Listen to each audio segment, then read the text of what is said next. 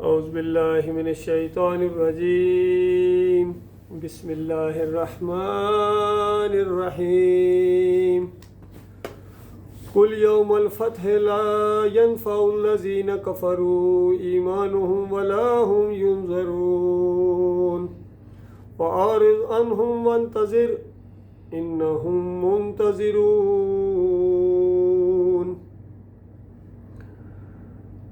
یہ سورہ سجدہ کی آخری دو آیتیں ہیں۔ ان آیتوں اور اس سے پہلے جو پورا سورہ کا مضمون ہے، یہ نبی علیہ السلام جمعہ کے دن صلاۃ الفجر میں پڑھا کرتے تھے پوری سورہ۔ اس طرح ایمان کو تازہ کر دینے والی سورہ ہے، پوری زندگی کے اس نظام کو سمجھا دینے والی سورہ ہے، اور آخرت کی یاد کرا دینے والی سورہ ہے۔ اور آخرت کی فکر جب شروع ہو جائے گی، وہ نقشہ بالکل سامنے ہوگا جیسے کہ وہ آنکھوں سے دیکھا جا رہا ہے۔ پھر یہ دنیا کے سارے مسائل بھی سمجھنے میں آپ کو بہت آسانی ہوگی کہ یہ دنیا ہمیشہ کے لیے نہیں بنائی گئی ہے، یہ ایمان کی آزمائش کے لیے بنائی گئی ہے۔ ہر ایک، ہر روز، ہر لمحہ آزمایا جا رہا ہے۔ انسان کے منہ سے کوئی لفظ نہیں نکلتا ہے مگر لکھنے والے اس کو لکھتے ہیں، اور پورا ریکارڈ بن رہا ہے۔ صبح شام یہ ریکارڈ اوپر پیش کیا جاتا ہے، اور انسان کا نامہ اعمال تیار ہو رہا ہے، اور قیامت کے دن اس کے ہاتھ میں پکڑا دیا جائے گا۔ انسان چیخ اٹھے گا کہ یہ ایک ایسی کتاب ہے جس میں نہ میری کوئی چھوٹی بات چھوڑی گئی ہے اور نہ بڑی چھوڑی گئی ہے۔ کبھی کہے گا کاش میں نے اس زندگی کے لیے کچھ کیا ہوتا۔ کبھی کہا گیا کہ اس دن انسان کو ہوش آئے گی، مگر اب ہوش آنے کا فائدہ کیا ہے؟ اور اس آیت کے اندر یہی بات اس انداز سے بیان کی گئی کہ ان کو کہو قل یوم الفتح لا ينفع الذین کفروا ایمانہم، کہ فیصلے کے دن ایمان لانا کسی کام نہیں آئے گا۔ فیصلے کے دن تو ساری دنیا ایمان لے آئے گی، وہ تو مرنے کے ساتھ ہی ایمان لے آتے ہیں، لیکن اس وقت کا ایمان نہیں مانا جاتا ہے۔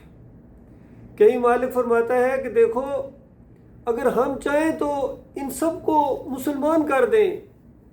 کبھی مالک فرماتا ہے ایک دن آئے گا یہ سارے کہیں گے کاش ہم مسلمان ہوتے۔ تو اس انداز سے طرح طرح سے سمجھایا گیا انسان کو، لیکن انسانوں کی ایک عظیم اکثریت نے اس مسئلے کو سمجھنا گوارا نہ کیا، اس کو بلکہ غیر ضروری مسئلہ قرار دیا۔ جو سب سے زیادہ ضروری مسئلہ تھا اس کو سب سے زیادہ غیر ضروری مسئلہ، اور دوسروں کو اب کیا گلہ کیا جائے، یہ خود مسلمان ہیں، اگر ان کے اندر یہ مسئلہ ایمان کا، قرآن کا مسئلہ، توحید کا مسئلہ چھیڑ دیا جائے تو یہ بھی اس سے متنفر ہیں، مارنے کو دوڑیں گے۔ ان کی عظیم اکثریت اس کو جھٹلا دے گی، اور سب سے زیادہ اس کا یہ جو مذہبی طبقہ ہے، بڑے بڑے علماء ہیں، اگر ان کے سامنے، ان کی مساجد کے اندر یہ ایمان کا مسئلہ بیان کر دیا جائے تو کہتے ہیں کہ یہ فساد کی بات ہے۔ اندازہ لگائیے، جس کے اوپر ان کی آخرت کا دار و مدار ہے، اس کو یہ فساد کی بات کہتے ہیں، فتنے کی بات کہتے ہیں۔ اب ذرا تصور کریں، پوری انسانیت اب آخرت میں کھڑی ہے، پوری انسانیت دوبارہ زندہ کی جائے گی۔ اس میں سارے وہ لوگ ہیں جو بڑے بڑے دنیا میں لشکر رکھتے تھے، بڑی بڑی فوجیں رکھتے تھے، بڑے بڑی جنگیں انہوں نے لڑی ہیں،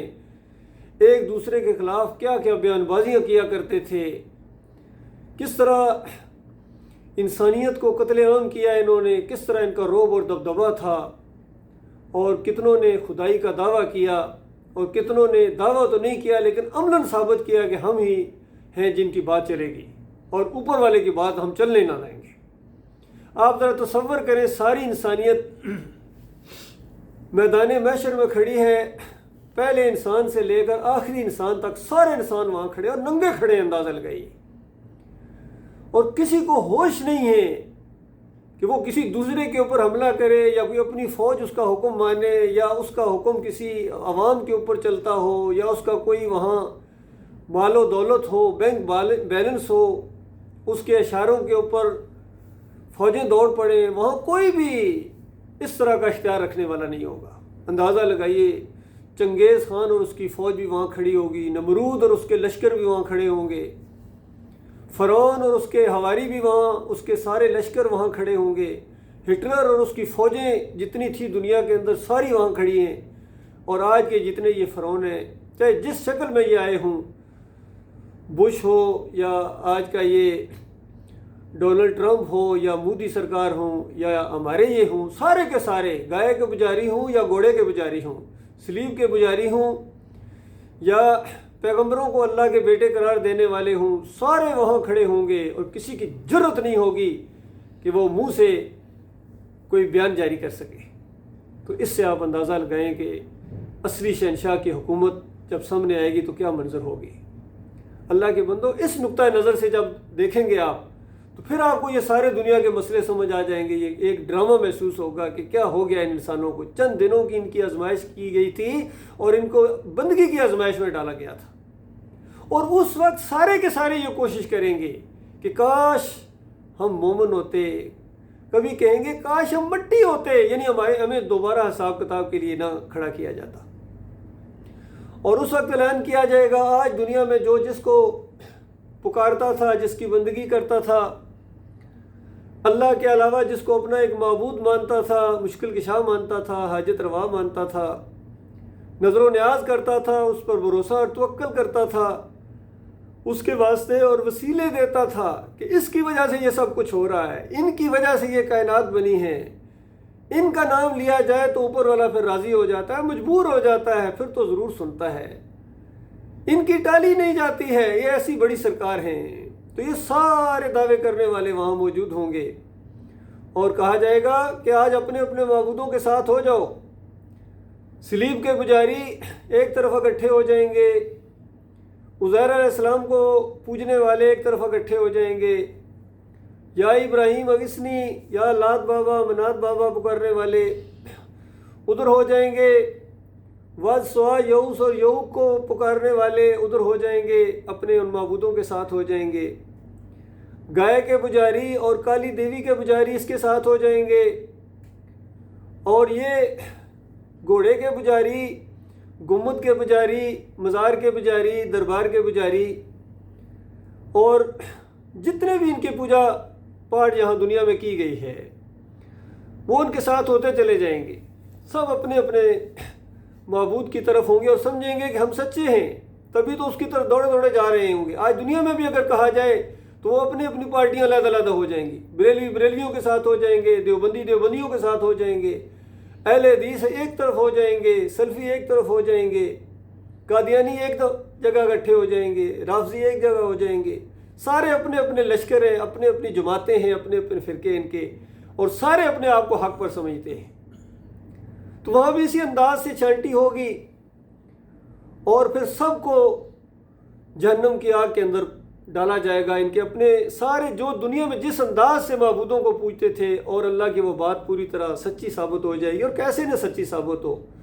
فرمایا انکم وما تعبدون من دون اللہ حسب جہنم انتم لہا واردون، کہ تم اور جن جن کی تم بندگی کرتے تھے، جو بھی تمہارے سامنے ہیں، جن کی تم پوجا کرتے تھے، سارے کے سارے جہنم کی آگ کا ایندھن بنو گے۔ اس دن یہ سارے سلیب والے سلیب سمیت جہنم کی آگ کا ایندھن بنیں گے۔ گائے کے پجاری اس گائے سمیت جہنم کی آگ کے اندر جائیں گے، گھوڑے کے پجاری گھوڑے سمیت جہنم کی آگ کے اندر جائیں گے، گمبد کے پجاری گمبد کے ساتھ جہنم کے اندر جائیں گے، پیر صاحب کے ساتھ مرید جائیں گے، لیڈروں سمیت پیچھے عوام اور ورکر جائے گی، بڑے بڑے افسران اور جرنیلوں سمیت ان کے جوان سارے جہنم کے آگ کا ایندھن بنیں گے۔ جس نے بھی اللہ کے ساتھ شرک کیا ہوگا وہ بچ نہیں سکتا ہے۔ اور نبی علیہ السلام نے فرمایا اب صرف وہ لوگ رہ جائیں گے جو صرف اللہ کی بندگی کرتے تھے، اکیلے مالک کے بندے تھے۔ اور مالک نے پہلے کہہ دیا تھا ابلیس کو کہ میرے بندوں پر تیرا زور نہ چلے گا، اور ایک دفعہ ابلیس نے بھی کہا یا اللہ تیرے مخلص بندوں کے اوپر میرا زور نہ چلے گا۔ تو یہ نتیجہ نکلنے والا ہے ساری دنیا کے انجام کا، اللہ کے بندوں۔ اور پھر وہ جب سامنے ہوں گے اور مالک اپنی شان کے مطابق پنڈلی سے پردہ اٹھائیں گے مالک، اور سجدے میں گریں گے مخلص مومن، اور اس وقت جو منافق ساتھ ہوں گے دوگلے، یہ سجدہ نہ کر سکیں گے۔ ان کو کہا جائے گا پیچھے مڑو، یہ اب یہاں وہ نور ملنے والا نہیں ہے، وہ ایمان خالص اب یہاں کی چیز نہیں ہے، یہ تو وہاں سے لے کے آؤ۔ اور وہاں اسی لیے اس آیت کے اندر بتایا گیا کہ کل ان کو کہو، آج ان کو دنیا کے اندر بتا دو، کہیں یہ غلط فہمی کے اندر نہ مارے جائیں۔ کل ان کو کہو یوم الفتح لا ينفع الذین کفروا ایمانہم، فیصلے کے دن، وہ فیصلے کا دن ہے،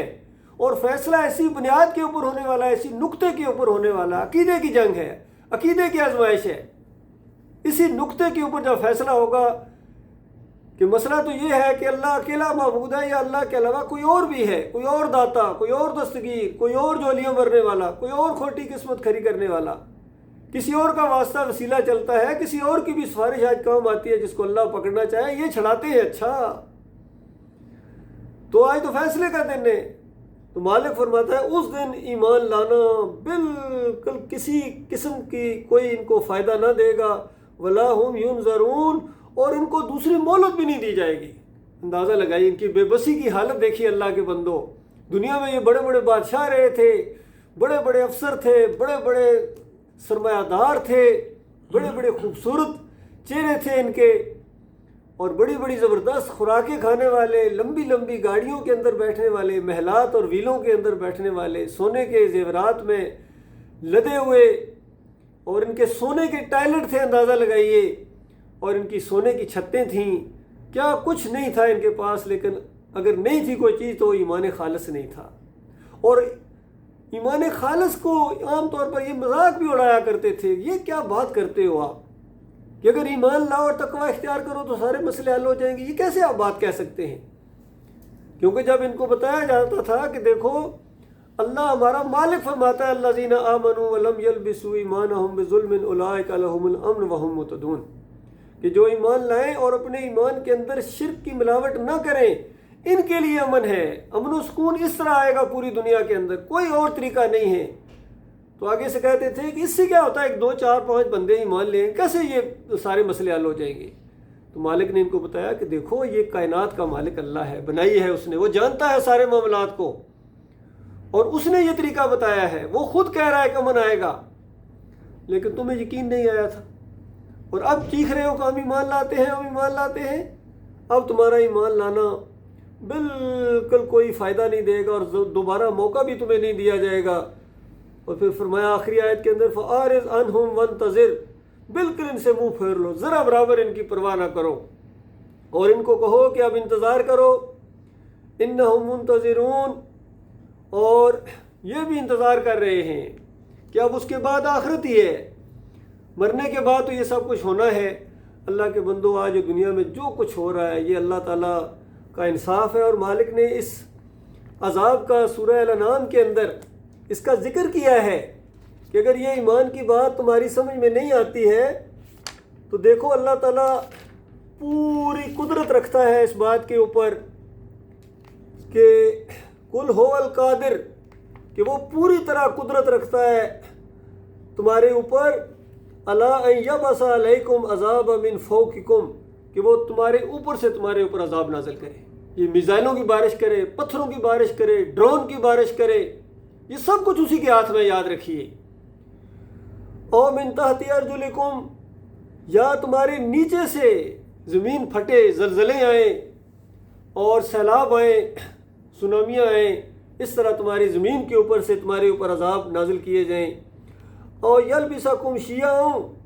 یا تمہیں گروہوں میں بانٹے اللہ تعالیٰ، ٹکڑوں میں بانٹے، جماعتوں میں بانٹے، ملکوں کی یہ تقسیم، یہ سارا کنٹرول اللہ رب العالمین کے پاس ہے۔ اور وَيُذِيقَ بَعْضَكُمْ بَأْسَ بَعْضٍ، اور آپس میں لڑا کے ایک دوسرے کی طاقت کا مزہ تمہیں چکھائے، یہ مالک کروا رہا ہے۔ چاہے سلیب والے آپس میں لڑ رہے ہوں، دیکھیے ایک ہی دین کے اوپر ہے لیکن آپس میں لڑائی جاری ہے ان کی، تو اگر کسی سے پوچھا جائے کہ بتاؤ مر تو دونوں طرف رہے ہیں، رشین بھی مر رہے ہیں، یوکرینی بھی مر رہے ہیں، تو بتاؤ مرنے کے بعد کہاں جا رہے ہیں؟ کہیں گے جہنم میں، دونوں طرف والے جہنم میں جا رہے ہیں، کیونکہ ایمان کے بغیر جو بھی مرے گا وہ جہنم میں جائے گا۔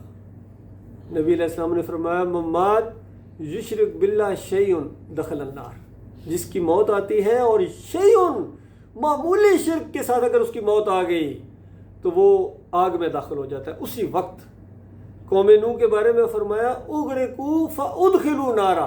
ادھر پانی کے اندر ڈبکیاں کھا کے ان کی موت کا وہ ذریعہ بنا، پانی روح نکالی گئی اور اسی وقت آگ کے اندر داخل کر دیے گئے۔ تو بتاؤ 5 تن پاک کے پجاری، پہلی قوم جو شرک کے اندر 5 اولیاء اللہ کی عبادت کیا کرتی تھی، ان کو داتا دستگیر مشکل کشا سمجھ کر اسی طرح پکارتی تھی، یا ود بابا، یا سوا مشکل کشا، جس طرح آج ہماری قوم پکار رہی ہے، یا علی مدد، یا رسول اللہ مدد، یا غوث مدد، اسی طرح کی پکاریں وہ لگا رہے تھے۔ مشرکین مکہ بالکل اسی طرح کی پکاریں لگا رہے تھے، یا ابراہیم اگسنی، یا لات بابا، یا منات بابا، یا اسماعیل اگسنی پکار رہے تھے۔ تو اس کے بعد اسی وقت وہ آگ میں چلا جاتا ہے۔ یہ اللہ کی کتاب کا آخری فیصلہ ہے، جو مرتا جاتا ہے۔ اس کے بعد دیکھیے یہ جنگیں ہوں، چاہے فلسطین کی جنگ ہو، اسرائیل کی جنگ ہو، یا یہ جو آج یہ چند دن پہلے یہ جنگ انڈیا اور پاکستان کی چھڑ گئی ہے، یہ دونوں طرف سے جو مریں گے، ادھر گائے کا پجاری ہے، وہ جو مرے گا تو کہاں جائے گا بتاؤ اللہ کے بندو، اور ادھر گھوڑے کا پجاری ہے، مورتی کا پجاری وہ ادھر، اور ادھر گمبد کا پجاری، دربار کا پجاری، مزار کا پجاری۔ اللہ کی پوجا تو دونوں نہیں کرتے ہیں، کیونکہ اللہ تعالیٰ نے فیصلہ کر دیا ہے کہ بچے گا وہ جو ایماندار ہوگا، چاہے اس سائیڈ والا ہو، اپنے ملک کی حفاظت میں اگر مارا جائے، لیکن عقیدہ اس کا بالکل صحیح ہونا چاہیے، توحید پر عقیدہ ہونا چاہیے، شرک سے بال برابر اس کا کوئی تعلق نہیں ہونا چاہیے۔ کسی فرقے، کسی مسلک کے ساتھ اگر اس کا بال برابر تعلق ہے تو پھر اس کا اللہ کے ساتھ کوئی تعلق نہیں ہے۔ اسی طرح اس ملک کے اندر بھی کتنے مسلمان میں، فوج میں اگر کوئی خالص مسلم ہے، توحید کے اوپر ہے، کسی فرقے کے ساتھ اس کا کوئی تعلق نہیں ہے،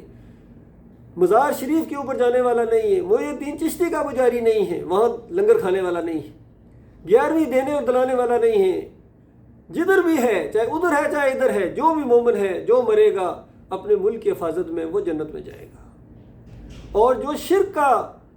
دائی ہے، وہ چاہے بیت اللہ کی حفاظت میں بھی اگر اپنی جان دے دے گا تو اس کے بعد جہنم کی آگ سے وہ بچنے والا نہیں ہے، وہ جنت کی خوشبو تک نہیں پائے گا۔ یہ نقطہ ہے اللہ کے بندو، اس مرکزی نقطے کو سمجھنے کی کوشش کرو۔ تمام انبیاء کی دعوت اسی نقطے کے گرد گھومتی تھی، وَلَقَدْ بَعَثْنَا فِي كُلِّ أُمَّةٍ رَسُولًا أَنِ اعْبُدُوا اللَّهَ وَاجْتَنِبُوا الطَّاغُوتَ، کہ اللہ کی بندگی کرو۔ تمہیں بندگی کی آزمائش میں ڈالا گیا ہے، تمہیں اللہ نے بندہ بنایا ہے، بندگی کو ثابت کرو، تو اس کے بعد اس پر قائم رہو اور آخری سانس تک اپنی بندگی کو لے جاؤ۔ پھر نہ تعداد کی آپ نے پرواہ کرنی ہے، نہ کسی کی ذہنی مروبیت تمہارے اوپر آنی چاہیے، اپنے مالک اور خالص کے تم بندے ہو، تو اس کے بعد مرنا تو بہرحال سب نے ہے۔ اسی بندگی کی دعوت کو اٹھاؤ، دوسروں کو دعوت دو، اور پھر اس دین کو قائم کرنے کے لیے اپنی جان لگاؤ، اپنا وقت لگاؤ، اپنے مال لگاؤ، تو اس کے بعد اللہ تعالیٰ تمہیں اس کامیابی سے نوازے گا کہ آج دنیا کے بڑے بڑے بادشاہوں نے وہ کامیابی نہیں دیکھی ہوگی۔ یہ پورے قرآن کی دعوت کا نقطہ یہ ہے اللہ کے بندو، جہاں جہاں تک یہ میری آواز پہنچے، چاہے انڈیا والوں تک یا بنگلہ دیش والوں تک، جہاں تک سنا جاتا ہے، ہر جگہ سے سنتے ہیں لوگ، الحمدللہ یہ میڈیا کا دور ہے، اور چند دنوں کے اندر لاکھوں کروڑوں تک یہ باتیں پہنچ جاتی ہیں، اور پتہ نہیں کہاں تک یہ باتیں پہنچیں گی کہ ایمان اصل چیز ہے اللہ کے بندو۔ اس لیے میں اپنی قوم کو، خاص کر یہ مسلمانوں کو میں زیادہ زور دیتا ہوں اس کے اندر کہ دیکھو تم اللہ کے ساتھ غداری نہ کرو۔ تم اگر یہ کہو کہ توحید کا پرچم لہرایا، بھائی کہاں لہرایا تم نے توحید کا پرچم؟ مزار شریف کے اوپر یا گنبد کے اوپر یا پیر صاحب کی پیٹھ کے اوپر کوئی جھنڈا گاڑ دیا تم نے؟ توحید کا پرچم کا مطلب ہے کہ ان مزاروں کو گراؤ،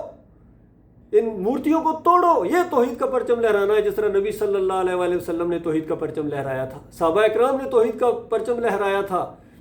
اور اس کے بعد شرک اور کفر کا بالکل جنازہ نکال دیا تھا، اور کہا تھا قبروں کو کچا رکھو، اس کے اوپر گنبد نہ بنے، پکی نہ ہوں، مزار نہ بنے، عرس اور میلے نہ کرنا۔ اور دیکھیے کتنا بڑا ظلم ہوا ہے کہ جس نبی نے اس بات کو اتنا زیادہ زور دیا، اور وفات سے چند دن پہلے اس کے اوپر اور زیادہ زور دیا اور کہا کہ لعن اللہ الیہود والنصارى اتخذوا قبور الانبیاء والصالحین مساجدا، اللہ کی لعنت یہودیوں کے اوپر، عیسائیوں کے اوپر، انہوں نے اپنے انبیاء اور صالحین کی قبروں کو مساجد بنا دیا۔ میں تمہیں اس کام سے منع کرتا ہوں، ان عربوں نے اسی نبی کی قبر کے اوپر گنبد سجا دیا، اندازہ لگائیے۔ یہ بالکل اسی طرح کی بات ہے کہ جو ابراہیم علیہ السلام بتوں کے توڑنے والے تھے، بعد میں آنے والوں نے انہی ابراہیم علیہ السلام کا بت بنا دیا تھا۔ بالکل اسی طرح یہ تاریخ نے کروٹ لی ہے اللہ کے بندوں۔ سب سے زیادہ آج اللہ کی کتاب کے اگر کوئی غدار ہیں تو یہ عرب ہیں، جن کی اپنی زبان کے اندر یہ اللہ نے اپنی کتاب نازل کی ہے، لیکن ان کے اوپر کوئی اثر نہیں ہوتا ہے، کوئی ان کے اوپر،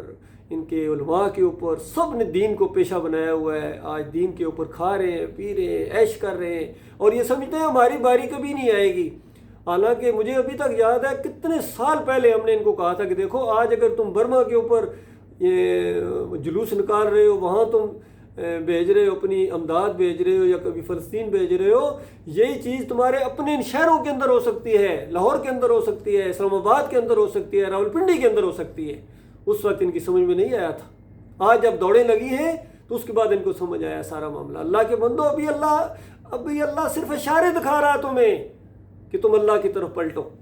اگر تم نے اللہ کی طرف نہ پلٹا اور اسی طرح یہ ماحول بنا رہا، اسی طرح دربار شریف چلتے رہے، مزار شریف چلتے رہے، عرس اور میلے چلتے رہے، 11ویں اور 12ویں اور 10 محرم کی سبیلیں اسی طرح اگر لگی رہیں تو اس کے بعد اللہ کا بڑا عذاب تمہارے اوپر آ جائے گا، اور پھر تمہارے کوئی یہ نہ تمہارے ٹینک تمہیں بچائیں گے، نہ تمہارے ایٹم بم تمہیں بچائیں گے، کیونکہ پیچھے کنٹرول اللہ کے پاس ہے۔ مالک جس کو چاہتا ہے عذاب دیتا ہے،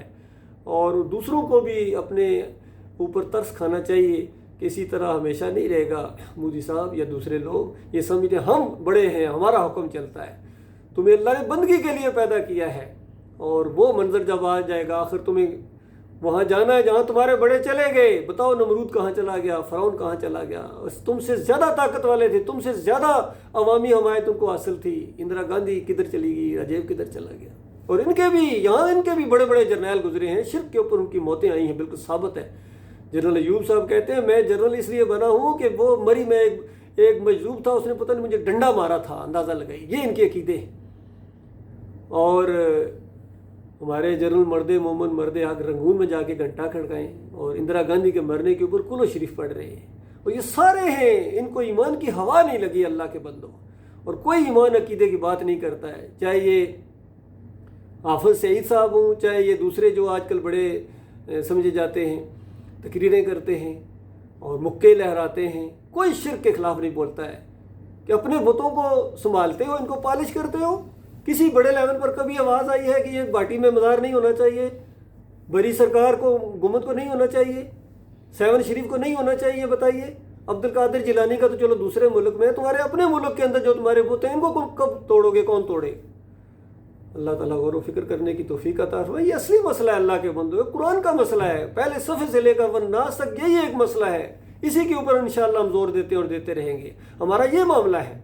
ہماری عقیدے کی جنگ ہے۔ تمہاری جنگ تو ہو سکتا ہے رک جائے، ہماری جنگ رکنے والی نہیں ہے۔ ہماری جنگ تو اس وقت رکے گی جب آخری سانس آئے گی ہمارے لحاظ سے، یا پوری دنیا کے اوپر جس طرح اللہ تعالیٰ کا بالکل وعدہ ہے کہ اس زمین کے اوپر ایک کافر مشرک نہیں ہوگا۔ مسلم کی روایت کے اندر آتا ہے پوری زمین کے اوپر 7 سال ایسے آئیں گے کہ 2 مسلمانوں کے درمیان کوئی آپس میں ٹینشن نہیں ہوگی، بغض نہیں ہوگا۔ ایسا جنت والا ماحول اللہ تعالیٰ دنیا میں پیدا کر دے گا، یقین کیجیے۔ یہ تو ہونا ہی ہونا ہے، لیکن اس سے پہلے جو ان مسلمانوں کے اوپر اللہ کے عذاب کے کوڑے برسنے ہیں وہ بھی ذہن میں رہیں۔ اتنی بڑی بڑی جنگیں ہوں گی، اتنی لاشیں ہوں گی کہ ایک پرندہ کہتے ہیں اگر اڑے گا اور نیچے بدبودار لاش کے اوپر نہیں بیٹھنا چاہے گا، اڑتا جائے گا، تھک کے گر جائے گا تو پھر بھی لاش کے اوپر جا کے گرے گا۔ تو بتاؤ اللہ کے بندو، یہ کبھی غور کیا یہ کس کی لاشیں ہوں گی؟ انسانوں کی لاشیں ہوں گی۔ اتنا کچھ ہونے والا ہے ابھی، تو یہ تو بڑے عذاب آنے والے ہیں انسانوں کے اوپر۔ انسانوں نے اپنے مالک کے ساتھ غداری کی ہے، انہوں کو اللہ نے بندگی کے لیے پیدا کیا تھا، انہوں نے خدائی کے دعوے کیے۔ کوئی کتاب ان صوفیوں کی اٹھا کر دیکھو، اور عبد القادر جیلانی کی کتابیں اٹھاؤ، محی الدین چشتی کی کتابیں اٹھاؤ، علی اجویری کی کشف المحجوب پڑھو، شاہ ولی اللہ کی کتابیں پڑھو، جت اللہ البالغہ انفاس العارفین پڑھو، تبلیغی نصاب پڑھو تبلیغی جماعت والوں کا، ملفوظات پڑھو ان کے سارے، کوئی ایک کتاب بتاؤ جس میں عقیدے کی خرابی نہ ہو۔ اور ان عقیدے کی خرابی والوں کے پیچھے یہ کہتے ہیں ہم نمازیں پڑھتے ہیں، ہم ان کے ساتھ مل کے کریں گے، چندے دیتے ہیں، علی انجینئر صاحب کہتے ہیں، تو کیسے خیر آئے گی؟ خیر نہیں آ سکتی ہے جب تک الذین آمنوا ولم یلبسوا ایمانہم بظلم، اس آیت کے اوپر پوری طرح عمل نہیں کیا جائے گا۔ امن و سکون چاہتے ہو تو شرک کو چھوڑنا پڑے گا، شرک کا کلا کما کرنا پڑے گا، تب امن و سکون آئے گا۔ اور